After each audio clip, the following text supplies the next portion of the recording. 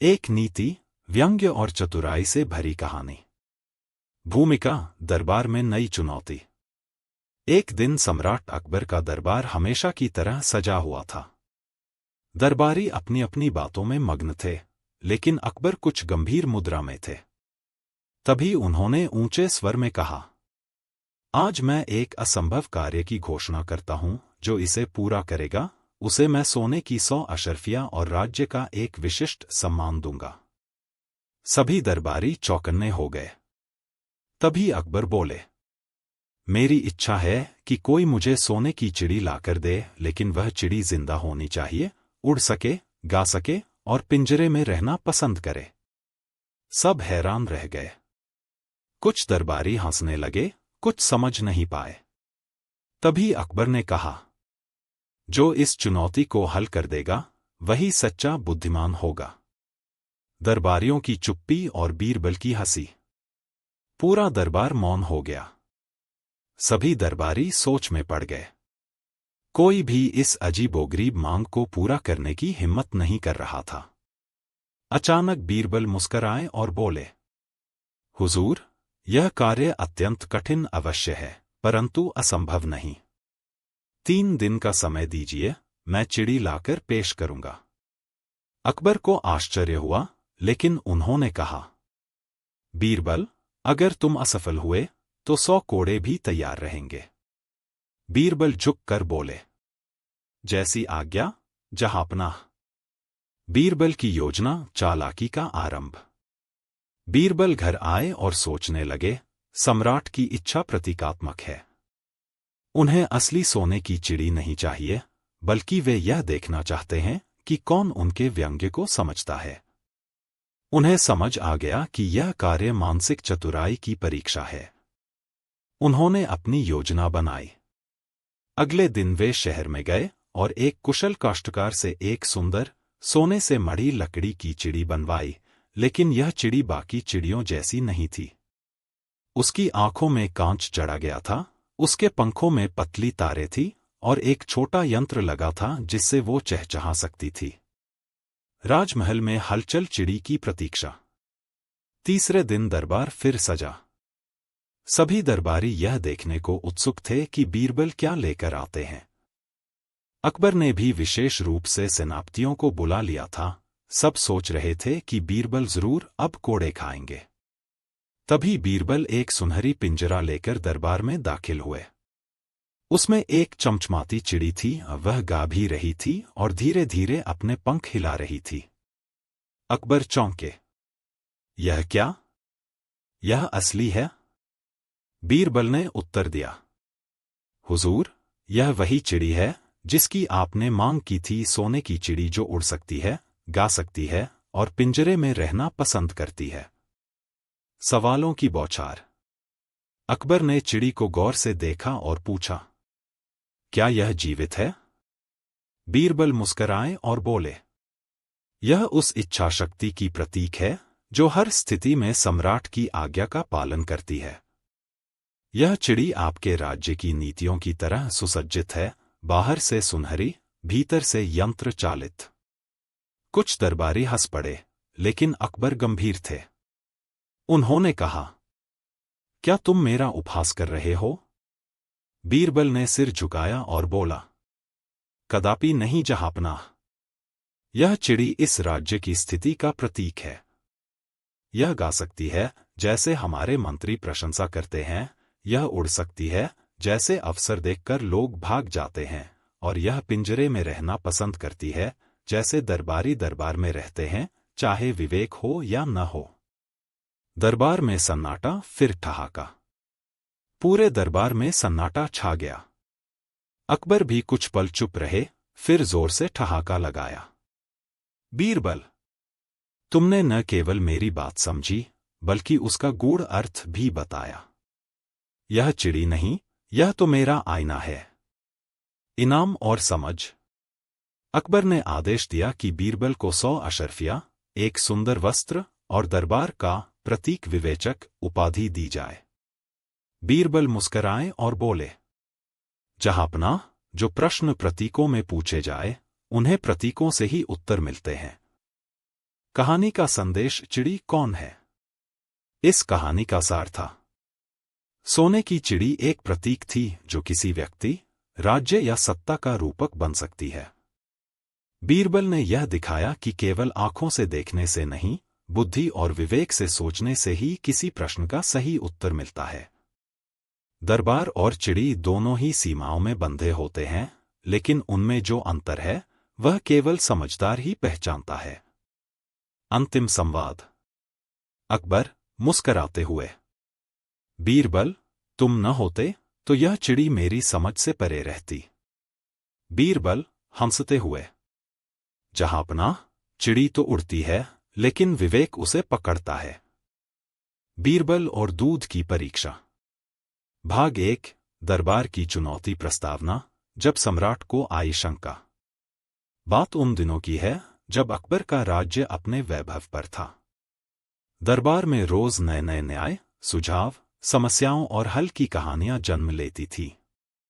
बीरबल हमेशा की तरह अपनी चतुराई से सबको चकित करते थे। एक दिन अकबर बहुत गंभीर मुद्रा में थे। उन्होंने दरबार में कहा, मुझे शंका है कि मेरे राज्य में अब सच्चाई और ईमानदारी समाप्त होती जा रही है। प्रजा सिर्फ अपने स्वार्थ के लिए जी रही है। मैं इसका परीक्षण करना चाहता हूं। सभी दरबारी एक दूसरे का चेहरा देखने लगे। कुछ सहम गए, कुछ को उत्सुकता हुई। तभी अकबर बोले, मैं एक सीधा परीक्षण करना चाहता हूं, ऐसा परीक्षण जो बताए कि मेरे राज्य की प्रजा कितनी ईमानदार है। बीरबल की युक्ति। अकबर ने बीरबल से कहा, बीरबल, मुझे कोई ऐसा उपाय दो जिससे हम राज्य के नागरिकों की सच्चाई की परीक्षा ले सकें। बीरबल कुछ देर सोचते रहे। फिर बोले, जहांपनाह, मैं एक सरल परंतु प्रभावशाली परीक्षा की युक्ति बताता हूं। यह परीक्षा न तलवार की होगी, न सवालों की, बल्कि दूध की होगी। अकबर चौंके। दूध की परीक्षा? वह क्या होती है? बीरबल मुस्कराए और बोले, जहांपनाह, आप नगर में एक बड़ा बर्तन रखवाइए। घोषणा करिए कि नगर के हर व्यक्ति को रात के अंधेरे में आकर उसमें एक लोटा दूध डालना है, ताकि सुबह तक वह बर्तन पूरा दूध से भर जाए। अकबर अभी भी उलझे हुए थे। लेकिन इसका उद्देश्य क्या? बीरबल बोले, जहांपनाह, अंधेरा होगा, कोई किसी को देख नहीं पाएगा। अब देखना यह है कि लोग दूध लाते हैं या पानी। दरबारी घोषणा और उत्सुकता।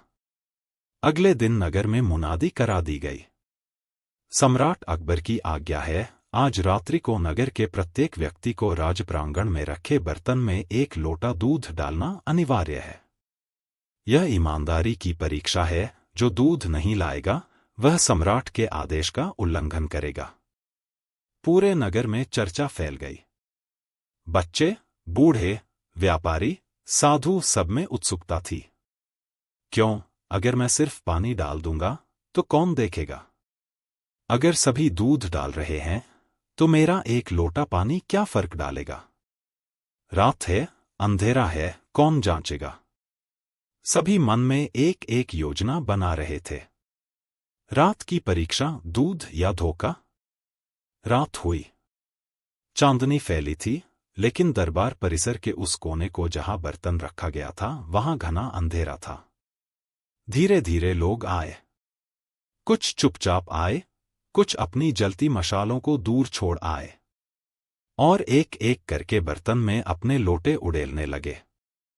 किसी ने सच में दूध डाला, किसी ने आधा दूध, आधा पानी, और कुछ ने सिर्फ पानी। हर किसी के मन में यही बात थी, अगर मैं पानी डालूंगा तो किसी को पता नहीं चलेगा। सब दूध डाल रहे हैं तो मेरा एक लोटा पानी गुम हो जाएगा। सुबह का दृश्य, बीरबल की मुस्कान। सुबह जब दरबार सजा, सम्राट और बीरबल दोनों विशेष रूप से उपस्थित थे।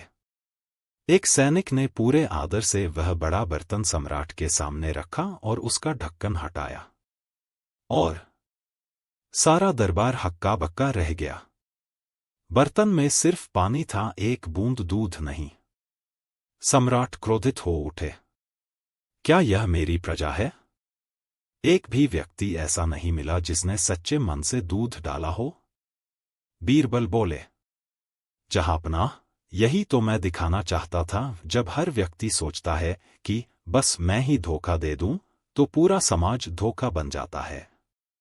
अगला भाग 2 में आप जानेंगे बीरबल कैसे सबूतों के साथ दोषियों की पहचान करता है, जनता की प्रतिक्रिया और नई योजना, और एक चौंकाने वाला मोड़ जो परीक्षा को और गहराई तक ले जाता है। सुबह की शर्मिंदगी जब दूध की जगह निकला पानी। सुबह दरबार में जैसे ही बर्तन का ढक्कन उठा, पूरा माहौल बदल गया। बर्तन में दूध की जगह साफ पानी भरा था। न रंग, न गंध, न स्वाद, सिर्फ पानी। सम्राट अकबर की आंखों में नाराजगी थी और दरबारियों की आंखों में हैरानी। बीरबल अपनी जगह शांत खड़े थे। अकबर क्रोधित होकर, क्या यह मेरे राज्य की सच्चाई है? एक भी व्यक्ति दूध लेकर नहीं आया। सबने यही सोचा कि बाकी लोग दूध डालेंगे तो मेरा पानी कौन देखेगा। बीरबल धीमे स्वर में, जहांपनाह, यही बात दिखाने का प्रयास था कि जब हर कोई अपनी जिम्मेदारी दूसरों पर डाल देता है, तब पूरा समाज अपने कर्तव्य से पीछे हट जाता है। बीरबल की योजना, दोषियों को उजागर करना।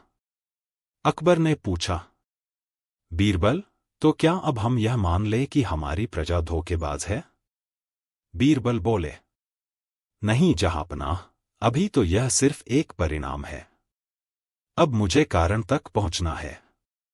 मुझे बस 3 दिन का समय दीजिए। मैं आपको दिखाऊंगा कि दूध कौन लाया और कौन नहीं। बीरबल की जांच, गुप्त योजनाएं। बीरबल ने चुपचाप कुछ दरबारियों और विश्वसनीय व्यक्तियों को बुलाया और उन्हें नगर में फैला दिया। उन्होंने सभी को निर्देश दिया, हर गली में जाकर यह पता करो कि लोग क्या कह रहे हैं, किसने क्या सोचा, किसने क्या डाला, सब जानकारियां चाहिए। किसी को यह मत बताना कि तुम मेरी ओर से आए हो। 3 दिन तक नगर की गलियों में बातें होती रहीं। मैंने तो सोचा सब दूध डालेंगे। मेरे पड़ोसी ने भी पानी डाला था। हमारे मोहल्ले में तो किसी ने दूध खरीदा ही नहीं उस दिन। बीरबल को सभी खबरें मिलती रहीं। उन्होंने एक पूरी सूची तैयार कर ली, मोहल्लों के नाम, मुख्य दोषियों के नाम और उनकी सोच। अकबर के सामने सच्चाई। तीसरे दिन बीरबल ने दरबार में एक नक्शा और एक सूची पेश की। जहांपनाह, मैंने नगर को 8 भागों में बांटा और हर भाग से लोगों की सोच और व्यवहार के आधार पर एक मानसिक दर्पण तैयार किया है। अकबर ने नक्शा देखा। उस पर लाल, पीले और हरे रंगों के चिन्ह थे। बीरबल बोले, लाल चिन्ह, जिन इलाकों से सबसे ज्यादा धोखा हुआ। पीले चिन्ह, जिनमें संदेह और भ्रम के कारण लोग दूध नहीं लाए। हरे चिन्ह, जहां कुछ एक लोगों ने सचमुच दूध लाया और अब उन पर हंसी उड़ रही है। गांव वालों की प्रतिक्रिया, आत्मग्लानि और अपराध बोध। जब यह जानकारी नगर में फैली, तो कुछ लोग शर्मिंदा हुए, कुछ क्रोधित और कुछ बीरबल पर ही नाराज। एक बुजुर्ग व्यापारी रोते हुए दरबार में आया।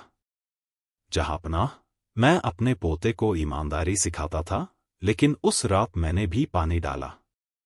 आज वह मुझसे सवाल कर रहा है, क्या मैं भी झूठा हूं? एक किसान बोला, हमने सोचा सब दूध लाएंगे, हम तो गरीब हैं। लेकिन अब समझ आया कि यही सोच ने हम सबको गरीब बनाया। बीरबल का दूसरा परीक्षण, अंतरात्मा की पुकार। बीरबल ने अकबर से कहा, अब मैं एक और परीक्षा करना चाहता हूं। यह परीक्षा भय या आदेश की नहीं, बल्कि अंतरात्मा की होगी। अकबर ने अनुमति दे दी। बीरबल ने नगर में यह घोषणा करवाई, 5 दिन बाद रात्रि को वही बर्तन फिर से रखा जाएगा। अब किसी प्रकार की मुनादी नहीं होगी। न कोई पहरेदार होगा, न दरबार का आदेश। जो चाहे दूध डाले, जो चाहे न डाले।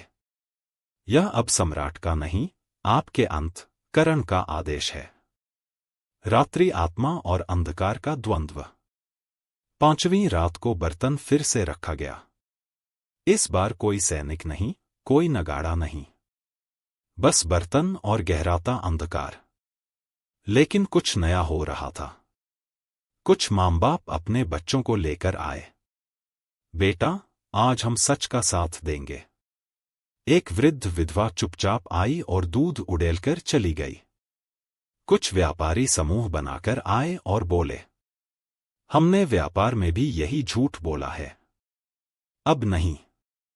बीरबल एक छिपी जगह से सब देख रहे थे। बर्तन में इस बार क्या निकला? कौन कौन सचमुच बदला और किसने फिर से वही गलती दोहराई? बीरबल की आखिरी योजना जो इस परीक्षा को एक महान नतीजे तक पहुंचाती है। अगर आप चाहें तो मैं तुरंत भाग 3 सुनाऊं। कहें बस हां। रात्रि की प्रतीक्षा अंत, करण की परीक्षा। 5वें दिन की रात आई। आसमान में आधा चांद मुस्करा रहा था। नगर के कोने में, जहां बड़ा सा बर्तन रखा गया था, वहां केवल अंधेरा था। न कोई प्रहरी, न कोई सैनिक, न कोई दरबारी। बस एक बर्तन और एक अदृश्य परीक्षा। लेकिन इस बार हवा में बदलाव था। इस बार डर से नहीं, बल्कि अंतरात्मा की प्रेरणा से लोग आ रहे थे। कुछ परिवार अपने छोटे बच्चों को लेकर आए। एक वृद्धा कांपती टांगों से लोटा लिए आई। कुछ नौजवान, जो पहली बार किसी सत्य कार्य में शामिल हो रहे थे, चुपचाप आए। हर लोटे में दूध था, कुछ के पास हल्का, कुछ गाढ़ा, पर था दूध। इस बार कोई नहीं कह रहा था, सब दूध डालेंगे तो मेरा पानी क्या करेगा, बल्कि हर कोई कह रहा था, अगर मैं दूध नहीं लाऊंगा तो समाज कैसे बदलेगा। सुबह का चमत्कार। अगले दिन सुबह बीरबल और सम्राट अकबर धीरे धीरे दरबार पहुंचे। बीरबल ने वही बर्तन मंगवाया। इस बार वे स्वयं आगे बढ़े और ढक्कन हटाया। पूरा दरबार एक क्षण के लिए स्तब्ध हो गया। बर्तन दूध से लबालब भरा था। दूध एकदम साफ, सफेद और शुद्ध। कुछ स्थानों पर मलाई भी जमी थी। अकबर ने जब यह दृश्य देखा तो उनकी आंखें भर आईं। बीरबल, तुमने न केवल सच्चाई को उजागर किया, बल्कि हमारी प्रजा की आत्मा को भी जगाया। बीरबल मुस्कराए और बोले, जहांपनाह, जनता तब तक भटकती है जब तक उन्हें सही दिशा और उदाहरण नहीं मिलता। जब डर की जगह सम्मान और विश्वास हो तो समाज स्वयं सुधर जाता है। नगर में जागृति, शिक्षा, संस्कार और संवाद। इस परीक्षा के बाद नगर में एक नई लहर चली। हर मोहल्ले में चर्चाएं होने लगीं। हमने पहली बार धोखा दिया, पर दूसरी बार सच्चाई का मार्ग चुना। बच्चों ने हमसे सवाल पूछे और हमने उनके सामने खुद को सुधारा। अब हमें न बाहर से डरने की जरूरत है, न छिपाने की। बीरबल ने इस मौके को शिक्षा का माध्यम बनाया। हर मोहल्ले में उन्होंने एक एक सभा रखवाई। वहां उन्होंने बच्चों, बूढ़ों, महिलाओं और व्यापारियों से बातचीत की। एक जगह बीरबल ने कहा, धोखा वही करता है जो सोचता है कि कोई देख नहीं रहा। लेकिन याद रखो, तुम्हारी आत्मा हमेशा देख रही होती है। बीरबल की अंतिम योजना, सत्य की स्मृति। बीरबल ने नगर के मुख्य चौक में एक विशेष स्मारक बनवाने का प्रस्ताव दिया। वहां एक बड़ा पीतल का बर्तन रखा गया, ठीक वैसा ही जैसा दूध की परीक्षा में था। उसके नीचे एक पट्टिका लगाई गई। यह बर्तन हमें याद दिलाएगा कि एक बार हमने अपने कर्तव्य से मुंह मोड़ा था, लेकिन फिर सच्चाई की राह पकड़ी। बीरबल। हर वर्ष उस दिन को नगर में सत्य दिवस के रूप में मनाया जाने लगा। बच्चों को स्कूलों में उस कहानी की शिक्षा दी जाने लगी। बूढ़े उसे सुनाते और युवा उससे प्रेरणा लेते। अकबर की घोषणा, बीरबल को दिया गया सम्मान। अकबर ने दरबार में कहा, बीरबल, तुम केवल चतुर ही नहीं, समाज के चिकित्सक हो। जहां दवा से न हो, वहां तुम्हारी युक्ति काम आती है। बीरबल को राजनीति समृद्धि प्रवर्तक की उपाधि दी गई। एक सच्चाई जब परीक्षा में होती है तो समाज का असली चेहरा दिखता है। 2 जब हर व्यक्ति सोचता है मैं क्यों, तब समाज गिरता है। लेकिन जब हर व्यक्ति कहता है मैं क्यों नहीं, तब समाज उठता है। बहुत बढ़िया। अब मैं आपको पेश करता हूं लंबी और मजेदार कहानी। यह कहानी कई भागों में सुनाई जाएगी। आज प्रस्तुत है भाग 1, अपराध, आदेश और बीरबल का अकबर का दरबार और एक नया मामला। एक बार की बात है, अकबर का राज दरबार रोज की तरह सजा हुआ था। बड़ी संख्या में दरबारी, मंत्री, सेनापति, न्यायाधीश, विद्वान और आमजन दरबार में मौजूद थे। सम्राट अकबर सिंहासन पर विराजमान थे और उनके पास ही बैठा था बीरबल, जो हर बार की तरह शांत और मुस्कुराता हुआ था। दरबार में एक व्यक्ति, जिसका नाम हिम्मत सिंह था, अकबर के सामने आकर रोने लगा। हुजूर, मुझे न्याय चाहिए।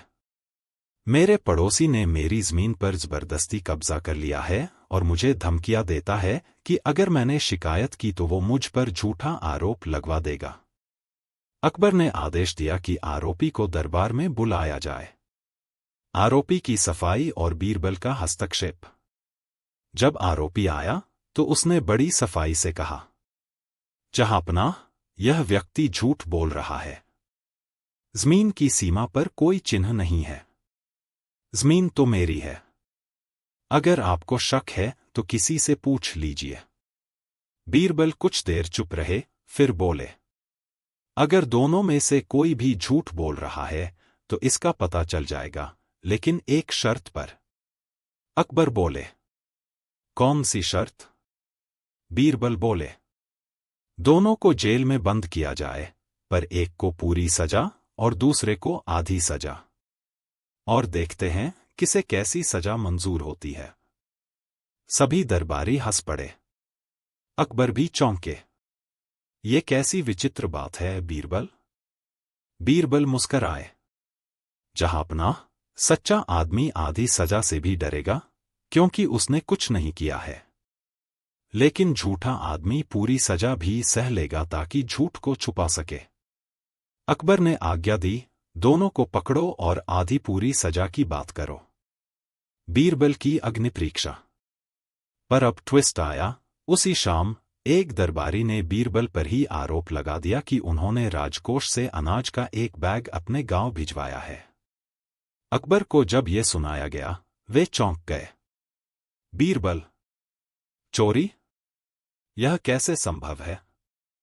पर चूंकि राजा को सभी मामलों में निष्पक्ष रहना होता है, अकबर बोले, जब सबके लिए नियम समान हैं, तो बीरबल के लिए भी होने चाहिए। और इसी के साथ आया वह आदेश, बीरबल, जब तक जांच पूरी न हो तुम्हें सजा दी जाएगी, पर आधी। सभी दरबारी स्तब्ध रह गए। बीरबल शांत खड़े थे। बीरबल की स्वीकृति और योजना। बीरबल मुस्कराकर बोले, हुजूर, जैसा आदेश। मैं आधी सजा स्वीकार करता हूं। अकबर ने पूछा, क्या तुम्हें मालूम है आधी सजा का मतलब क्या है? बीरबल बोले, हुजूर, मेरी समझ में तो ये है, या तो मुझे आधे दिन के लिए जेल भेजा जाए, या फिर एक पाव जेल में और दूसरा बाहर रखा जाए। सब हंसने लगे। अकबर भी मुस्कराए। बीरबल, ये आधी सजा की परिभाषा तुम्हारी है, कानून की नहीं। बीरबल बोले, तब स्पष्ट कीजिए, आधी सजा क्या होती है? अब सम्राट असमंजस में पड़ गए। उन्होंने बीरबल से कहा, तुम ही तय करो, आधी सजा कैसे पूरी करोगे? बीरबल ने सिर झुकाया और बोला, मैं आधी सजा पूरी करूंगा, पर अपनी शर्तों पर। बीर ने आधी सजा को कैसे हास्य और चतुराई में बदल दिया। राजमहल में हुई हंसी ठिठोली। बीरबल कैसे इस आरोप को उल्टा कर सबूत के साथ निर्दोष साबित हुए। मुगल दरबार अपने ज्ञान, नीति और न्याय के लिए प्रसिद्ध था। अकबर और बीरबल की जोड़ी ने भारत के इतिहास में अनगिनत ऐसे निर्णय लिए जो आज भी मिसाल बने हुए हैं। ऐसी ही एक कहानी है बीरबल और दूध की परीक्षा, जो समाज की मानसिकता, नैतिकता और जिम्मेदारी पर प्रकाश डालती है। एक दिन दरबार में अकबर बड़े चिंतन में डूबे हुए थे।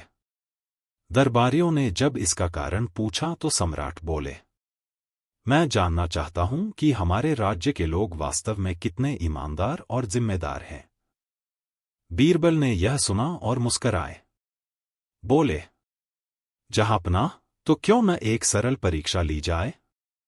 अकबर ने पूछा, कैसी परीक्षा? बीरबल बोले, घोषणा करवा दीजिए कि नगर के बीचों बीच एक विशाल बर्तन रखा जाएगा। सभी नागरिक रात के समय उसमें एक एक लोटा दूध डालें। कोई पहरा नहीं होगा। बस लोगों की अंतरात्मा और जिम्मेदारी की परीक्षा होगी। अकबर को यह विचार पसंद आया।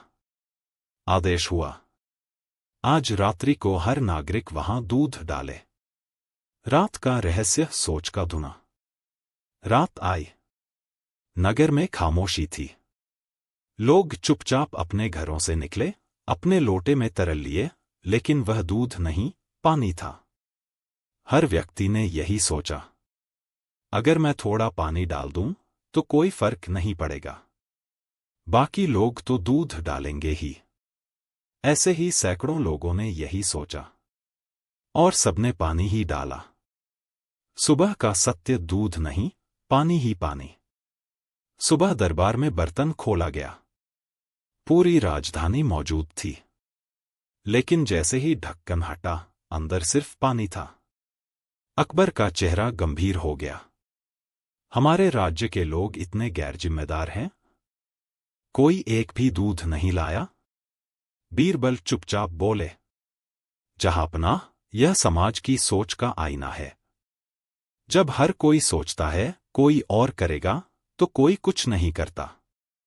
बीरबल की दूसरी योजना, अंतरात्मा की परीक्षा। बीरबल ने कहा, मैं चाहता हूं कि हम यह परीक्षा दोबारा करें, लेकिन इस बार कोई मुनादी नहीं, कोई पहरा नहीं। बस एक बर्तन रखा जाएगा और देखा जाएगा कि कितने लोग स्वेच्छा से दूध लाते हैं। अकबर ने सहमति दी। 5 दिन बाद फिर वही बर्तन रखा गया, अब बिना घोषणा, बिना पहरे, बिना डर। पुनः रात्रि। अब बदला था समाज। इस बार बहुत से लोग सच में दूध लाए। छोटे बच्चे अपने माता पिता से पूछते रहे, पापा, हम दूध डालने कब चलेंगे? वृद्ध महिलाएं बोल रही थीं, पहले हमने गलती की थी, अब नहीं। नौजवानों में उत्साह था, हम बदलेंगे समाज को। बीरबल छिपकर सब देख रहे थे। उन्होंने देखा, हर उम्र, हर वर्ग के लोग आ रहे हैं। अब बर्तन में दूध डाला जा रहा था। सुबह की विजय, अब दूध ही दूध। सुबह जब बर्तन खोला गया, दूध की सफेदी चमक रही थी। मलाई जमी थी। अब बर्तन में सच्चाई थी। अकबर की आंखें भर आईं। उन्होंने बीरबल की ओर देखा।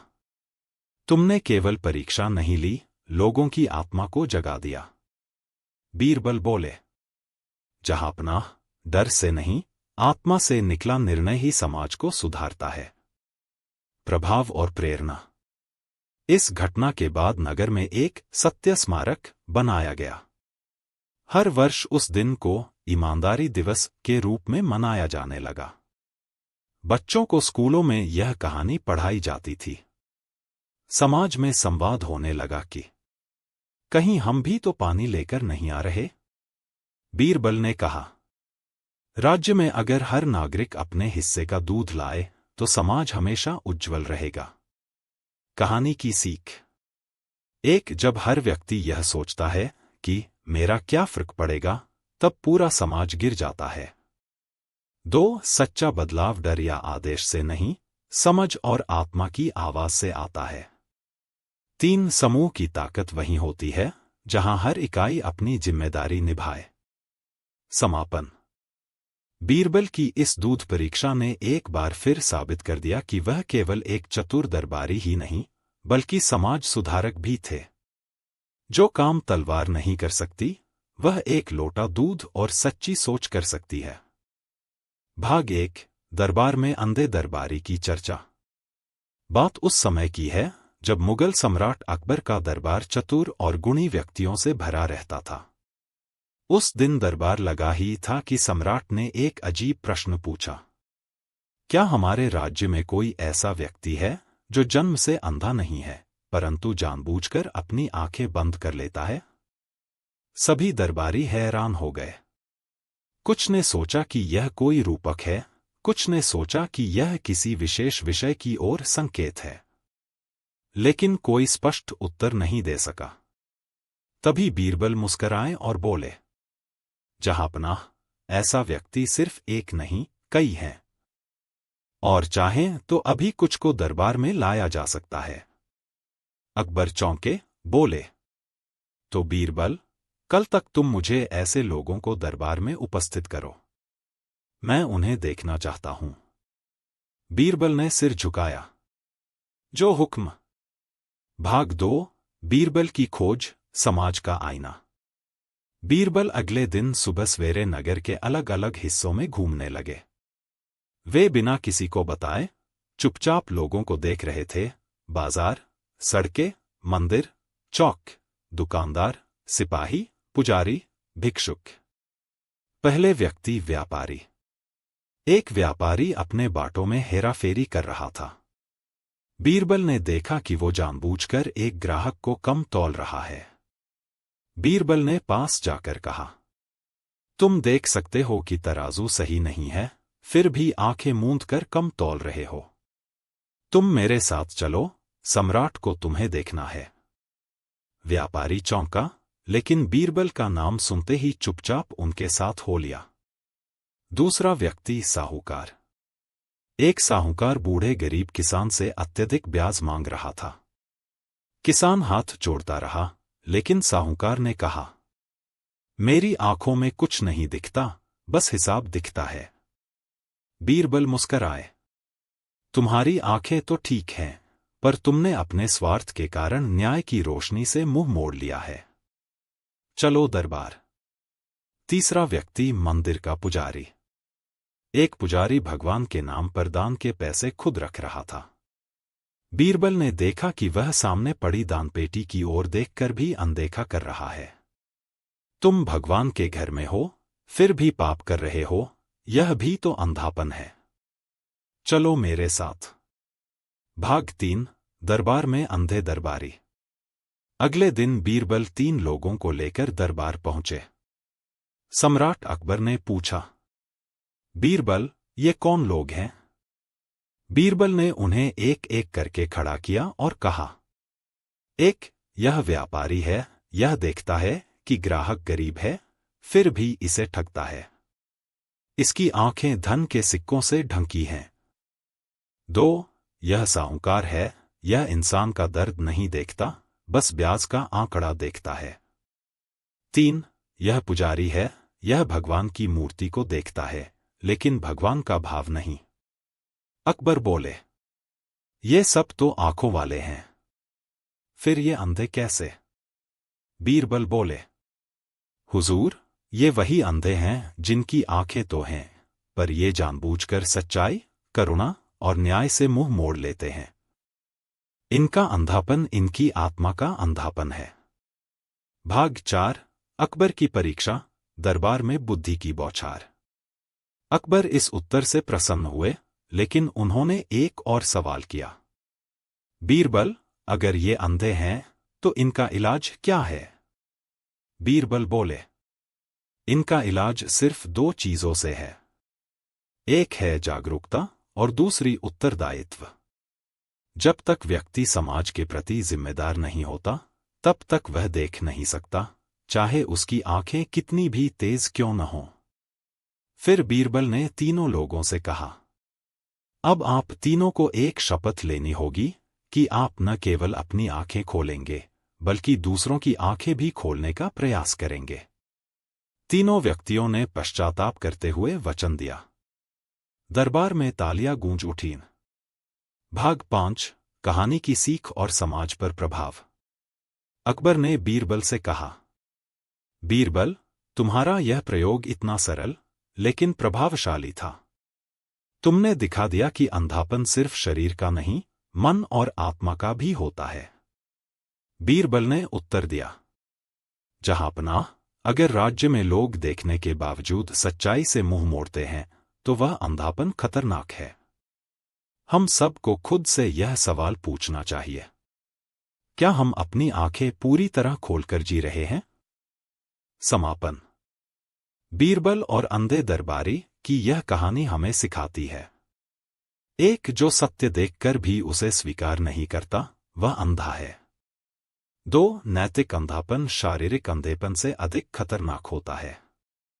3. समाज में सुधार तब होता है जब हर व्यक्ति खुद अपनी आत्मा के सामने जवाबदेह होता है।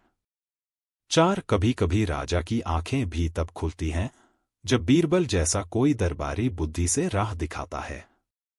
अगर आप चाहें, मैं इस कहानी पर एक शिक्षाप्रद नाटक स्क्रिप्ट, स्कूल कार्यपत्र या पोस्टर डिजाइन भी बना सकता हूं। बताइए, आपको क्या चाहिए? भाग 1, बादशाह का हृदय कंपा देने वाला दिन। दिल्ली के मुगल महल में सुबह का सूरज हल्की किरणों से महल की दीवारों पर सुनहरी चादर बिछा रहा था। अकबर रोज की तरह अपने निजी कक्ष से उठकर शाही स्नान के लिए बढ़े। सब कुछ सामान्य था, लेकिन जब वे अपने मुकुट के कमरे में पहुंचे तो शाही तिजोरी खुली पड़ी थी और उसमें रखा सिंहासन ताज, जो मुगल वंश का गौरव था, गायब था। एक सन्नाटा महल में फैल गया। सिपाही दौड़ पड़े, रानियां स्तब्ध रह गईं और अकबर की आंखों में आंसू झलक आए। ताज, मेरा ताज, कहाँ गया? उन्होंने थरथराती आवाज में कहा। यह कोई साधारण ताज नहीं था। इसमें नीलम, हीरे, माणिक और कोहिनूर जैसी बेशकीमती धरोहरें जड़ी थीं। इसे सम्राट बाबर के समय से संजोया गया था। भाग 2, हाहाकार और हड़कंप। पूरा महल सुरक्षा से घिर गया। हर दरवाजे पर पहरा, हर कक्ष की तलाशी, हर नौकर से पूछताछ। लेकिन ताज का कोई सुराग नहीं। अकबर ने आदेश दिया, अगर ताज 3 दिनों में नहीं मिला तो 10 सर कटेंगे। दरबारियों पर घबराहट छा गई। तभी बीरबल ने दरबार में प्रवेश किया। उन्होंने पूरे हालात को सुना और शांतिपूर्वक बोले, जहांपनाह, यदि अनुमति हो तो मैं इस रहस्य को अपने तरीके से सुलझाना चाहूंगा, लेकिन मुझे पूरा अधिकार और 3 दिन चाहिए। अकबर ने कहा, तुम पर मुझे भरोसा है बीरबल, लेकिन याद रखना, यह समय खेल का नहीं, सिंहासन की रक्षा का है। बीरबल मुस्कराए, जहांपनाह, मैं कोई खेल नहीं खेलता। मैं तो सिरों को बचाने की कोशिश कर रहा हूं। भाग 3, बीरबल की जांच शुरू। बीरबल सबसे पहले उस कक्ष में गए जहां ताज रखा जाता था। उन्होंने सभी द्वार, ताले, कुंडियां, खिड़कियां देखी। कक्ष में केवल 4 लोगों का आना जाना था। 1 महल का राज चौकीदार, 2 निजी सेवक, 3 रत्नों का संरक्षक, 4 अकबर के वस्त्र संयोजक। बीरबल ने सभी से अलग अलग पूछताछ की, लेकिन सभी ने एक ही उत्तर दिया, मैं निर्दोष हूं। बीरबल को एक बात खटक गई, सबके चेहरों पर डर था, लेकिन एक व्यक्ति के चेहरे पर ओस की तरह ठंडक थी, वस्त्र संयोजक रईसुद्दीन। भाग 4, बीरबल की चाल खेल शुरू। बीरबल ने रईसुद्दीन को दरबार में बुलाया और सभी के सामने कहा, हम ताज नहीं खोज पाए, लेकिन एक उपाय है जिससे सच सामने आ सकता है। बीरबल ने एक टोकरा मंगवाया और उसमें 4 बांस की छड़ियां रखी। इन छड़ियों को आप 4 संदिग्ध लोग आज रात अपने बिस्तर के नीचे रखें। जो चोर होगा, उसकी छड़ी सुबह तक 1 इंच बढ़ जाएगी। यह तांत्रिक बांस है। चारों ने छड़ी ली और चले गए। भाग 5, सच्चाई का उजाला। अगले दिन सुबह बीरबल ने फिर दरबार बुलाया। चारों से छड़ियां मंगवाई गईं। 3 छड़ियां सामान्य लंबाई की थीं, लेकिन रईसुद्दीन की छड़ी 1 इंच छोटी थी। बीरबल मुस्कराए। जहांपनाह, छड़ी बढ़ती नहीं। लेकिन डर से चोर ने रात को उसे 1 इंच काट दिया। पूरा दरबार हैरान रह गया। रईसुद्दीन ने कांपते हुए कबूल किया कि उसने ही ताज चुराया था और उसे उसने अपने रिश्तेदार के पास चुपचाप भिजवा दिया था। भाग 6, ताज की वापसी और न्याय। बीरबल ने रईसुद्दीन को सख्ती से जेल में डलवाया और उसी शाम वह ताज सुरक्षित रूप से वापस लाया गया। अकबर ने बीरबल को गले लगाते हुए कहा, तुमने मेरी राजगद्दी की शान वापस दिला दी। बीरबल बोले, जहांपनाह, रत्नों से जड़े ताज से बड़ी कोई चीज नहीं, तो वो है सच्चाई और न्याय। कहानी की सीख। एक चतुराई और धैर्य मिलकर असंभव को संभव बना सकते हैं। 2, सच को छुपाना कठिन है, चाहे कोई कितनी भी होशियारी कर ले। 3, विश्वास, तर्क और छोटी बातों की समझ बड़ी से बड़ी साजिश को भी उजागर कर सकती है। 4, बीरबल जैसे व्यक्ति समाज के आईने होते हैं, जो हर छल को उजागर करते हैं। समापन। बीरबल और खोया हुआ ताज केवल एक चोरी की कहानी नहीं थी, यह एक आईना थी, जिसमें हमने देखा कि कैसे चतुराई, संयम और बुद्धि समाज में अंधकार के पर्दे को हटाकर प्रकाश ला सकती है। अगर आप चाहें, मैं इस पर चित्रकथा, संवाद आधारित नाटक या प्रश्नोत्तर अभ्यास भी तैयार कर सकता हूं। बताइए, क्या बनाना है? भाग 1, एक रहस्यमय सुबह। अकबर का महल हमेशा की तरह शांति और वैभव से भरा था। लेकिन उस दिन सुबह कुछ अलग था। जैसे ही सूरज निकला, आकाश पर काले बादल छा गए और देखते ही देखते तेज बारिश शुरू हो गई, और वो भी सर्दियों के बीच, जब आसमान साफ होता है। बादशाह ने खिड़की से देखा और चौंक गए। जनवरी में बारिश? वह भी इतनी जोर की? राजपुरोहित, ज्योतिषी और किसान सभी दंग थे। कोई भी इस बारिश का पूर्वानुमान नहीं लगा पाया था। इससे महल के कई जरूरी कार्य ठप पड़ गए। सबसे बड़ी बात यह कि महल के पास एक नया निर्माण कार्य चल रहा था, जिसकी सारी सामग्री भीग गई और बह गई। भाग 2, बारिश के पीछे का संदेह। अकबर ने तुरंत दरबार बुलाया। बारिश थम चुकी थी, लेकिन राजकोष का भारी नुकसान हो गया था। राजपुरोहित बोले, यह कोई दैवी संकेत है महाराज। या तो किसी की शापित आत्मा का प्रभाव है, या किसी ने तांत्रिक विद्या से वर्षा करवाई है। बीरबल मुस्कराए, लेकिन कुछ बोले नहीं। वे सबके चेहरों को देख रहे थे, और खास तौर पर राजमहल निर्माण विभाग के प्रमुख सेठ खुर्रमल की घबराई हुई आंखें। बीरबल ने बादशाह से विनम्रता से कहा, जहांपनाह, यह कोई दैविक चमत्कार नहीं, बल्कि मानव द्वारा रची गई चाल है। पूरे दरबार में सन्नाटा छा गया। भाग 3, बीरबल की जांच प्रारंभ। बीरबल ने उस स्थान का मुआयना किया जहां बारिश सबसे ज्यादा हुई थी। हैरानी की बात यह थी कि बारिश केवल महल के दक्षिणी भाग में हुई थी। पास के गांवों में कोई बारिश नहीं हुई। पानी की मात्रा इतनी अधिक थी जैसे कोई बड़ा जल स्रोत उंडेला गया हो। बीरबल को एक बात समझ में आ गई, यह प्राकृतिक वर्षा नहीं, मानव रचित जलवृष्टि थी। उन्होंने निर्माण क्षेत्र में गहरी खुदाई करवाई, और वहां मिला एक बड़ा भूमिगत पाइप, जो महल के कुओं और जल भंडारों से जुड़ा था। भाग 4, साजिश की परतें खुलती हैं। बीरबल ने तुरंत अनुमान लगाया, किसी ने जानबूझकर पानी एकत्र कर उसे पाइप से बाहर फेंक दिया ताकि बारिश का भ्रम उत्पन्न हो। अब सवाल था, क्यों? बीरबल ने खोज की तो पाया कि निर्माण विभाग के प्रमुख खुर्रमल ने महंगे पत्थरों, सीमेंट और लकड़ी का ऑर्डर पास करवा रखा था, लेकिन उनमें से आधी सामग्री कभी वहां पहुंची ही नहीं। मतलब साफ था, बारिश की आड़ में चोरी छुपाने की साजिश। भाग 5, बीरबल की चाल। बीरबल ने एक युक्ति अपनाई।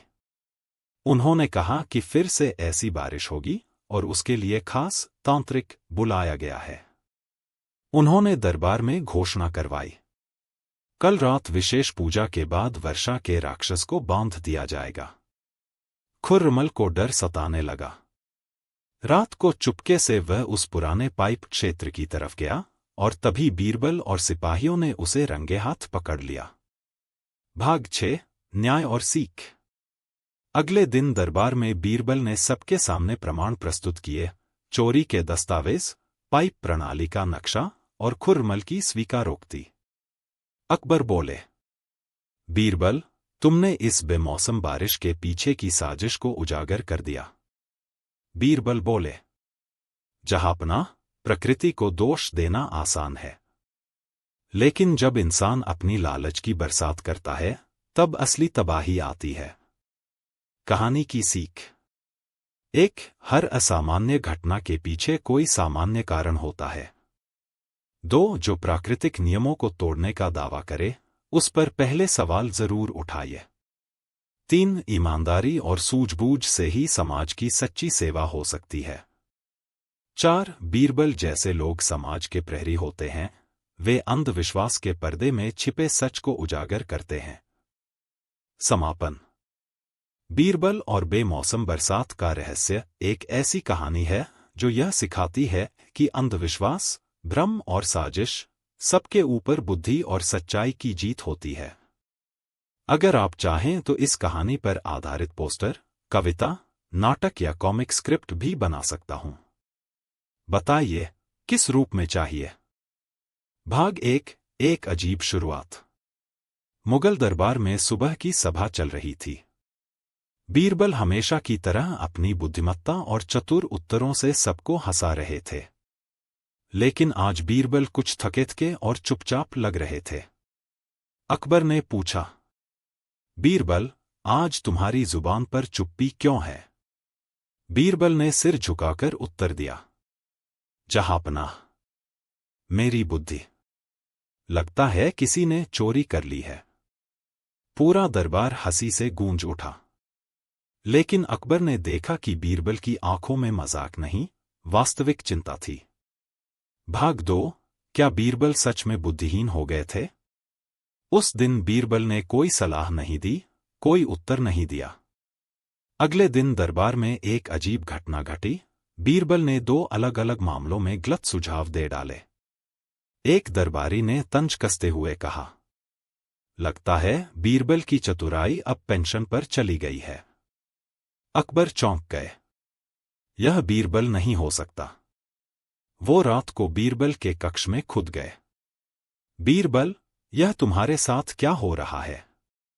बीरबल बोले, मालूम नहीं जहांपनाह।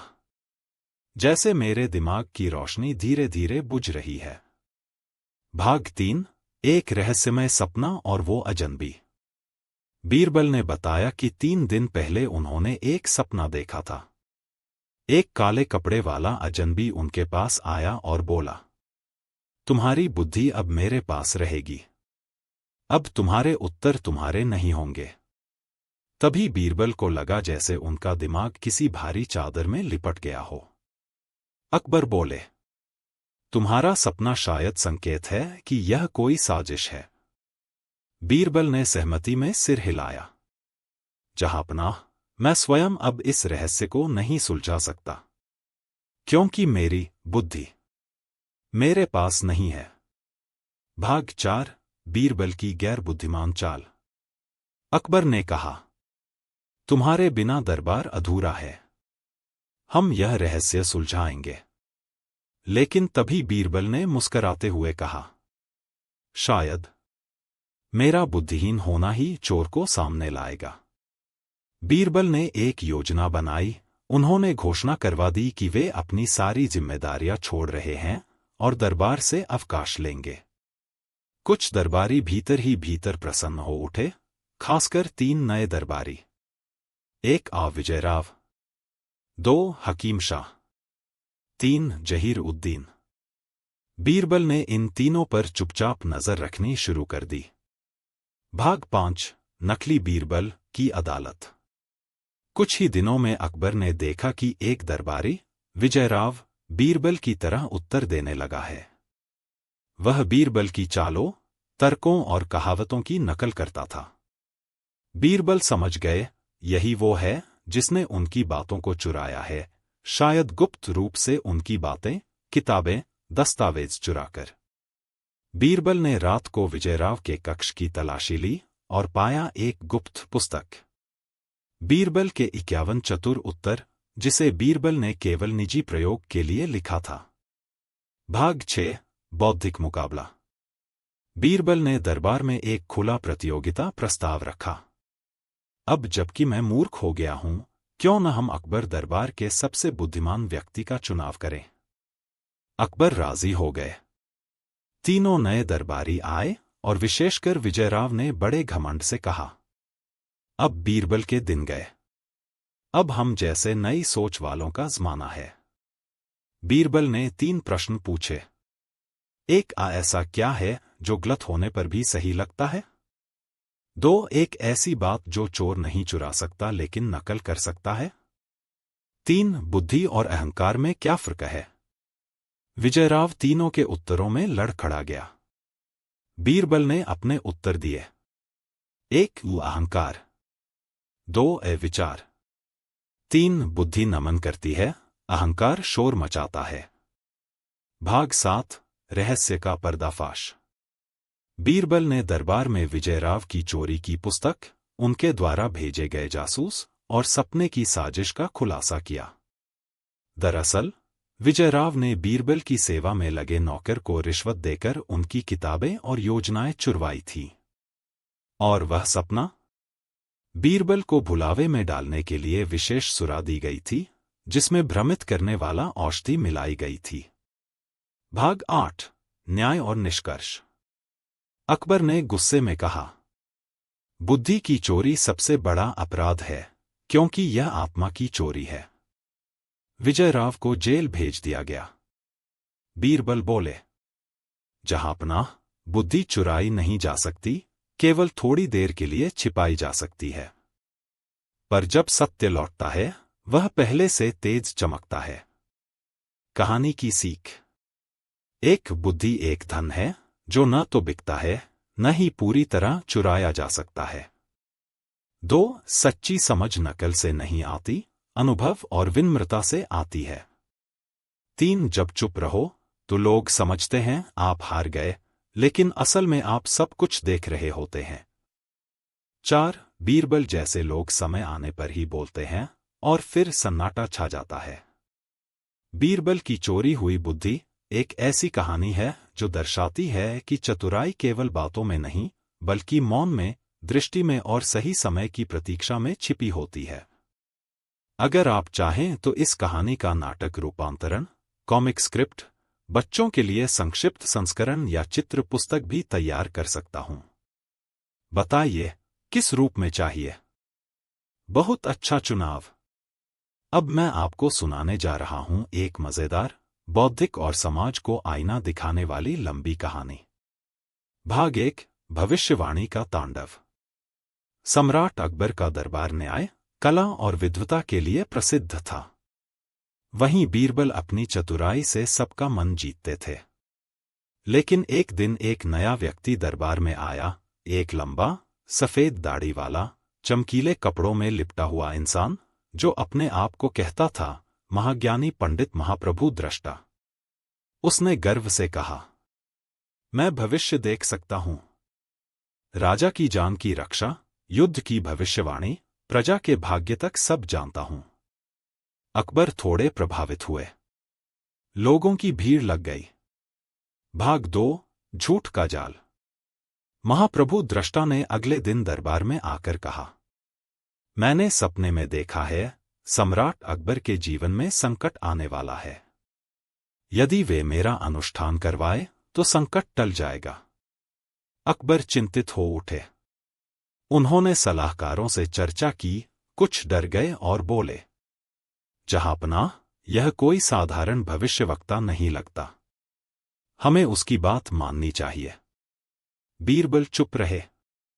उन्होंने देखा, दृष्टा के पास आम लोगों की भीड़ लग रही थी और वह उनसे पैसे, वस्त्र और आभूषण लेकर उन्हें कृपा दे रहा था। भाग 3 बीरबल की शंका। बीरबल ने अकबर से कहा, जहांपनाह, जो सच्चा ज्ञानी होता है वह दिखावा नहीं करता। यह आदमी आपकी आशंका और जनता के अंधविश्वास का लाभ उठा रहा है। अकबर बोले, तो तुम साबित करो कि यह दृष्टा झूठा है। बीरबल मुस्कराए और बोले, साबित करूंगा, लेकिन थोड़े नाटक के साथ। अकबर तैयार हो गए। भाग 4 बीरबल की योजना। बीरबल ने एक योजना बनाई। एक महल में एक अफवाह फैलवाई कि बीरबल बीमार हैं और 3 दिनों में उनकी मृत्यु निश्चित है। यह खुद दृष्टा ने घोषित की। बीरबल ने 3 दिन तक दरबार में न आकर यह बात सच जैसी बना दी। तीसरे दिन बीरबल ने अपने ही घर में एक दाह संस्कार जैसी व्यवस्था करवाई, सिर्फ आग नहीं लगाई गई। यह खबर दृष्टा तक पहुंची और उसने घोषणा की, मैंने कहा था, बीरबल की मृत्यु हो चुकी है। भाग 5 मृत बीरबल का चमत्कार। चौथे दिन जब दृष्टा दरबार में अपनी वाहवाही लूट रहा था, तभी दरवाजा खुला और बीरबल साफ सुथरे वस्त्रों में मुस्कराते हुए भीतर प्रवेश किए। पूरा दरबार हतप्रभ। दृष्टा का मुंह खुला का खुला रह गया। अकबर बोले, तुम तो कहते थे बीरबल की मृत्यु हो चुकी है। बीरबल बोले, महाराज, अगर ये भविष्यवक्ता सच्चा होता तो मेरी मौत की झूठी खबर का शोक नहीं मना रहा होता, बल्कि यह जानता कि मैं जीवित हूं। भाग 6 सत्य का पर्दाफाश। बीरबल ने बताया कि उन्होंने दृष्टा के पुराने गांव की जांच की, जहां से पता चला कि उसका असली नाम लाला तिलकचंद है। वह पहले नकली औषधियां बेचता था। 2 बार गांव छोड़कर भाग चुका था, वहां के लोगों को ठग कर। बीरबल ने दरबार में उसके झूठ के सारे सबूत रख दिए। भाग 7 जनता की जागृति। अकबर ने आदेश दिया, इस ढोंगी को तुरंत देश से बाहर निकाल दिया जाए। बीरबल बोले, जहांपनाह, आज जनता ने देख लिया कि अंधविश्वास में डूबे रहना कितना खतरनाक हो सकता है। यह झूठा भविष्यवक्ता हमारे बीच का ही कोई साधारण आदमी था, लेकिन हम सब उसकी बातों में बह गए। कहानी की सीख। एक सच्चा ज्ञान शांत होता है, दिखावे में नहीं।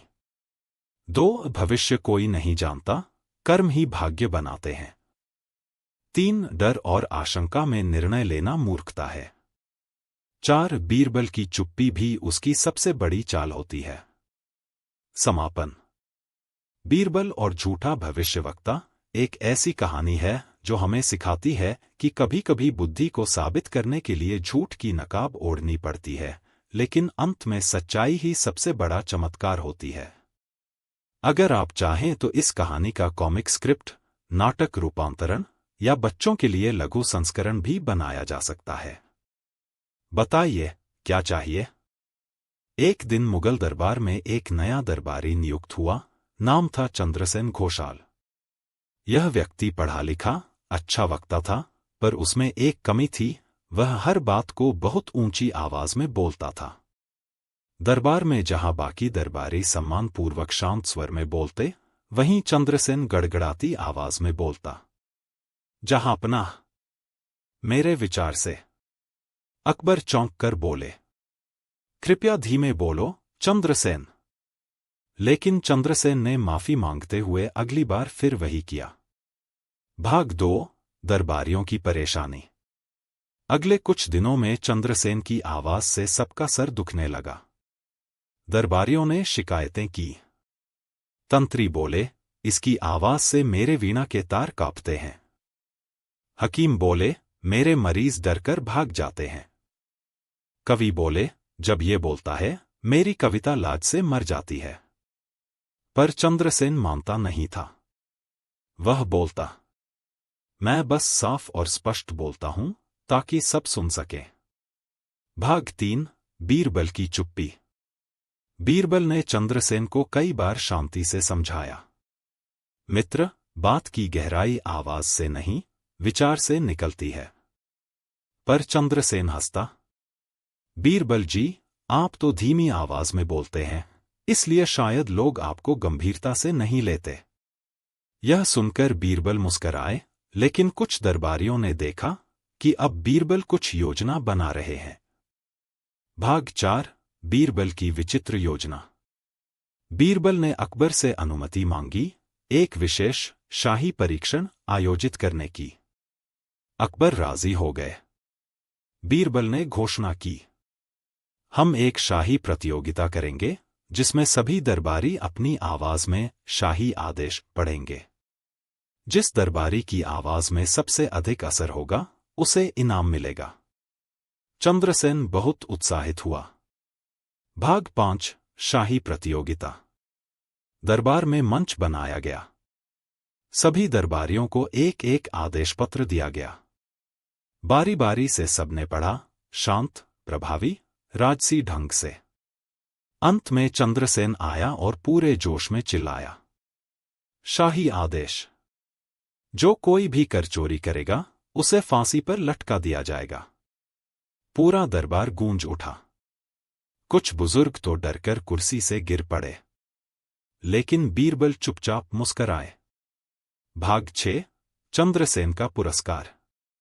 अकबर ने पूछा, तो बीरबल, निर्णय क्या है? बीरबल ने उत्तर दिया, चंद्रसेन घोषाल की आवाज सबसे प्रभावशाली थी, इसलिए उसे शाही डाक का कार्यभार सौंपा जाए। सभी चौंके। बीरबल बोले, क्योंकि जब डाकघर दूरदराज के गांवों में संदेश पहुंचाएगा, चंद्रसेन बिना पत्र के ही चिल्लाकर सूचना पहुंचा देगा। पूरा दरबार हंसी से भर गया। चंद्रसेन शर्म से लाल हो गया। भाग 7 आत्मबोध और परिवर्तन। चंद्रसेन समझ गया कि यह बीरबल का व्यंग्यपूर्ण उत्तर था। उस रात वह बीरबल से मिलने गया और बोला, माफ कीजिए बीरबल जी, मैंने व्यर्थ ही अपनी आवाज को घमंड बनाया। बीरबल मुस्कराकर बोले, आवाज का जोर तब सही होता है जब विचार में शांति हो, ना कि शोर में खो जाने के लिए। चंद्रसेन ने प्रण किया, वह आगे से मौन, विनम्र और नियंत्रित ढंग से बात करेगा। सीख। एक बात की गहराई आवाज से नहीं, विचार से मापी जाती है। 2 ज्यादा बोलने वाला अक्सर कम सुनता है और कम समझता है। 3 बीरबल जैसे ज्ञानी बिना अपमान के भी बड़ा पाठ पढ़ा सकते हैं। 4 व्यंग्य बुद्धि का वो औजार है जो दिल को चीर भी दे और सुधार भी दे। समापन।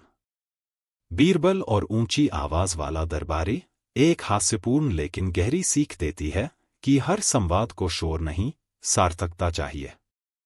बीरबल ने बिना डांटे, बिना अपमान किए चंद्रसेन को एक बड़ा पाठ पढ़ाया।